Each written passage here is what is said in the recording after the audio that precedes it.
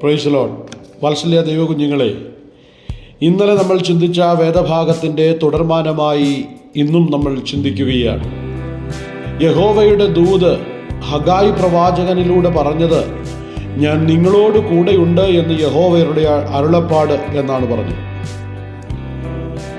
ദൈവാലയത്തിൻ്റെ നിർമ്മാണം പൂർത്തീകരിച്ചില്ലെങ്കിൽ അതിൽ വരുന്ന നഷ്ടവും ദൈവാലയം പണിതാൽ ദൈവം നൽകുന്ന അനുഗ്രഹവും സംബന്ധിച്ച് പ്രവാചകൻ അവരെ ബോധവാന്മാരാക്കി അവരോട് സംസാരിക്കുന്ന വേദഭാഗത്തിൽ ദൈവം സംസാരിച്ച വചനമാണ് ഇന്നലെ നമ്മൾ ചിന്തിക്കുവാൻ ഇടയായിത്തീർന്നത്. എന്നാൽ ഇന്ന് അതിനോടനുബന്ധമായി ദൈവം നമ്മോട് കൂടെയുണ്ട് എന്ന് നമ്മളോട് പറയുമ്പോൾ അടുത്ത ഒരു മേഖല, നമുക്കൊരു വഴികാട്ടിയായി അവൻ നമ്മോട് കൂടെയുണ്ട്.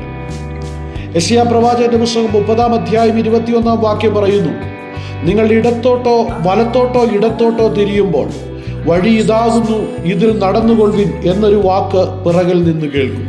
അതെ, ഈ വചനത്തെ കേൾക്കുമ്പോൾ ഞാൻ എങ്ങോട്ട് പോകണം കർത്താവേ എന്നുള്ള ചോദ്യവുമായിട്ടാണ് നിങ്ങൾ ഈ വചനത്തെ കേൾക്കുന്നതെങ്കിൽ, ശുശ്രൂഷയോടുള്ള ബന്ധത്തിൽ കർത്താവെ അടുത്ത സ്റ്റെപ്പ് എന്താണ് ഞാൻ ചെയ്യേണ്ടത് എന്ന ചോദ്യവുമായിട്ടാണ് നിങ്ങൾ നിൽക്കുന്നതെങ്കിൽ, നിങ്ങളുടെ തലമുറയോടുള്ള ബന്ധത്തിൽ കർത്താവെ അടുത്ത സ്റ്റെപ്പ് എൻ്റെ മകൾ എൻ്റെ മകൻ എന്താണ് ചെയ്യേണ്ടത് എന്ന ചോദ്യവുമായിട്ടാണ് നിൽക്കുന്നതെങ്കിൽ, നിങ്ങളുടെ കുഞ്ഞിൻ്റെ വിവാഹത്തോടുള്ള ബന്ധത്തിൽ ഈ വിവാഹം വേണമോ വേണ്ടയോ എന്നുള്ള ചോദ്യത്തിൻ്റെ മുൻപിലാണ് നിങ്ങൾ നിൽക്കുന്നതെങ്കിൽ, ദൈവത്തിൻ്റെ വചനം പറയുന്നു, ദൈവം നിങ്ങളോട് സംസാരിക്കുവാനിടയായിത്തീരും.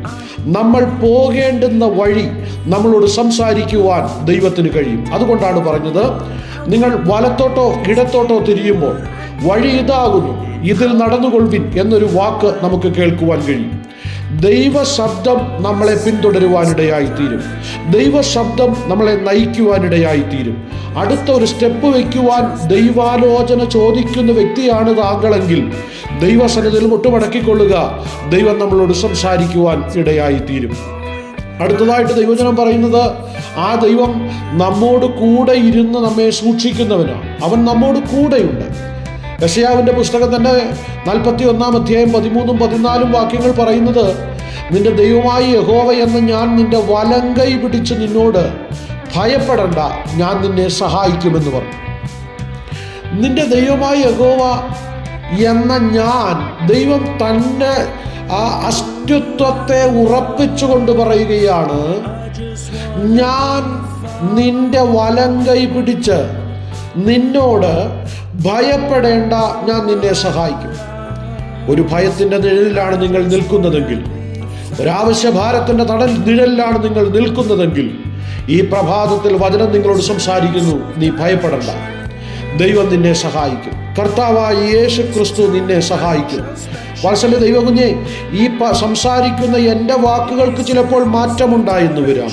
നമ്മളെ സഹായിക്കാമെന്ന് പറഞ്ഞ പലരും വാക്കുമാറിയെന്ന് വരാം. പക്ഷേ വാക്കുമാറാത്ത ഒരുവനുണ്ടെങ്കിൽ അത് കർത്താവായ യേശു ക്രിസ്തു മാത്രമാണെന്ന് തിരിച്ചറിയണം. 14-ാം വാക്യം പറയുന്നു, പുഴുവായ യാക്കോബേ, ഇസ്രായേൽ പരിശയെ ഭയപ്പെടണ്ട, ഞാൻ നിന്നെ സഹായിക്കും എന്ന് യഹോവ അരുളി ചെയ്യുന്നു. അപ്പം നമ്മെ സഹായിക്കുവാൻ ഒരുവനുണ്ട്, നിന്നെ സഹായിക്കാൻ ഒരുവനുണ്ട്, നിന്റെ ആവശ്യത്തിൽ നിന്നോട് കൂടെ ഇരിക്കാൻ ഒരുവനുണ്ട്, നിനക്ക് വേണ്ടി മറ്റുള്ളവരോട് സംസാരിക്കാൻ ഒരുവനുണ്ട്. അതുകൊണ്ട് നീ ഒറ്റയ്ക്കല്ല കുഞ്ഞെ, നീ പതറിപ്പോകണ്ട കുഞ്ഞെ, നീ പിന്മാറിപ്പോകണ്ട കുഞ്ഞെ, നീ ഒറ്റയ്ക്കല്ല. നിന്നെ സഹായിക്കാൻ നിന്നോട് കൂടെ ഒരുവനുണ്ട്, നിന്നോട് കൂടെ പ്രവർത്തിക്കാൻ, നിനക്ക് വേണ്ടി സംസാരിക്കാൻ, നിനക്ക് വേണ്ടി പ്രതിക്രിയ നടത്താൻ ഒരുവനുണ്ട് എന്ന തിരിച്ചറിവ് നിങ്ങളുടെ അകത്തളങ്ങളിൽ ഉണ്ടാകട്ടെ. യേശുവിൽ ആശ്രയിക്കുക. ദൈവത്തിൻ്റെ വചനം പറയുന്നു, നീ ഭയപ്പെടണ്ട, ഞാൻ നിന്നോട് കൂടെയുണ്ട്, ഭ്രമിച്ചു നോക്കണ്ട, ഞാൻ നിന്റെ ദൈവമാകുന്നു, ഞാൻ നിന്നെ ശക്തീകരിക്കും, ഞാൻ നിന്നെ സഹായിക്കും, എൻ്റെ നീതിയുള്ള വലങ്കൈ കൊണ്ട് ഞാൻ നിന്നെ താങ്ങും. അതെ, ദൈവം നമ്മെ ശക്തീകരിക്കും, ദൈവം നമ്മെ സഹായിക്കും.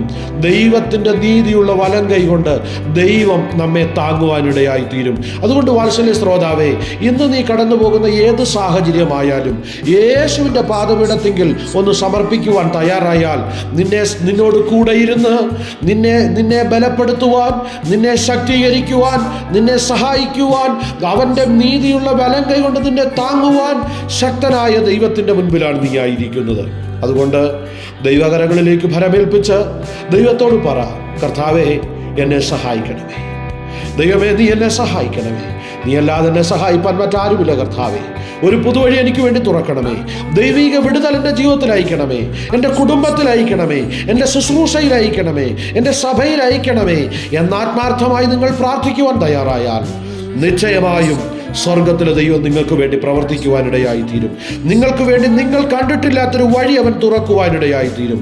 നിങ്ങൾ കണ്ടിട്ടില്ലാത്തൊരു വ്യക്തിയെ നിങ്ങൾക്ക് വേണ്ടി, നിങ്ങളുടെ സഹായത്തിന് വേണ്ടി തമ്പുരാൻ എഴുന്നേൽപ്പിക്കുവാനിടയായി തീരും. അതുകൊണ്ട് ഈ വചനങ്ങളെ വിശ്വസിക്ക്, ഈ വചനങ്ങളെ വിശ്വസിച്ച് ഏറ്റെടുക്ക്.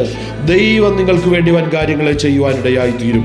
ആയതിനാൽ ഇന്ന് ഈ പ്രഭാതത്തിൽ ഈ വചനങ്ങളാൽ സർവശക്തനായ ദൈവം നമ്മളെല്ലാവരെയും അവിടുന്ന് സഹായിക്കുകയും ശക്തീകരിക്കുകയും കൂടെയിരിക്കുകയും ബലപ്പെടുത്തുകയും സഹായിക്കുകയും ചെയ്യട്ടെ എന്ന് ആത്മാർത്ഥമായി പ്രാർത്ഥിച്ചുകൊണ്ടും ആശംസിച്ചുകൊണ്ടും ഞാൻ എൻ്റെ വാക്കുകൾ വിരമിക്കുന്നു. ദൈവം നമ്മളെ സഹായിക്കുകയും അനുഗ്രഹിക്കുകയും ചെയ്യുമാറാകട്ടെ. ആമേൻ, ആമേൻ, ആമേൻ. Thank U.